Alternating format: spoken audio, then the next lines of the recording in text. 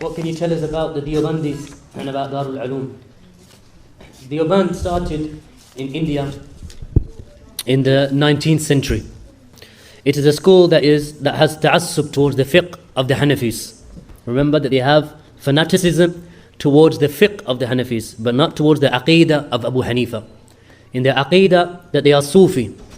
In their creed or in the understanding of the Asma wa Sifat, that they are Maturidi, that they make ta'wil and they distort and they explain away the names and attributes of Allah subhanahu wa ta'ala, such as istiwa, that Allah being above and distinct and separate from His creation.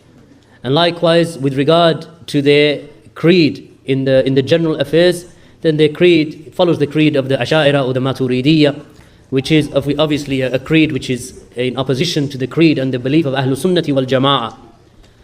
As I mentioned, with regard to their fiqh, and in their fiqh, that they are muta'assib, that they are fanatical, over and above the evidences of the Quran and the Sunnah, that they will fanatically follow the fiqh of the Hanafis. Regardless, even if you bring them a hadith, it doesn't matter to them. They will stick to the madhab, and they are fanatics to the madhab. They are fanatical individuals who stick to the madhab. And this Darul Uloom, which are the places of their study, then all they teach them there is the creed and the mindset of these Ash'ari, Maturidi, deviated understanding of the names and attributes of Allah. And likewise, that they have with them something by way of irja, of the murji'ah, that they believe that Iman is one fixed entity, which is also another deviation that they possess.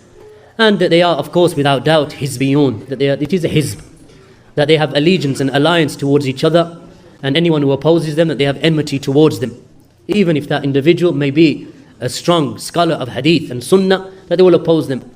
The Deobandis have a very strong and evil stance towards the Salafis and towards Shaykh al-Islam Muhammad bin Abdul Wahhab, that their ideology and with regard to their ideology and Tawheed al-Ubudiyyah or the Tawheed of Uluhiyyah, that in this regard that they believe in tasawwuf and seeking aid and intercession from the dead in their graves and from the awliya of Allah subhanahu wa ta'ala. So in that regard, that they are people of deviation, that they have many, many innovations within their creed. From their founding fathers is this Ashraf Ali Thanwi, who has a work called, which they call in the Urdu language, the Beheshti Zewar. This book is filled with innovations and shirk and tales of Sufism and grave worship and other than that, and superstition.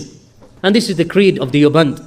It is without doubt, and Allah knows best, one of the largest schools that is present in the world today, which shows the widespread deviation of these individuals.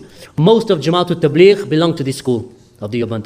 The vast majority of Jama'at al-Tabligh have been raised within the creed and the fiqh of the Deobandiyya, of Deoband. And most of the Taliban in Afghanistan are of the same aqidah. They follow the creed of Deoband. So therefore they are people of innovation and people of deviation, and we do not take from them, nor do we seek knowledge from them. Rather, we ask Allah to guide them, and anyone who has been deceived by them, then we call them to the Kitab and the Sunnah with the understanding of the Sahaba, not a school of thought that was raised in British India in the 19th century. Wallahu a'lam.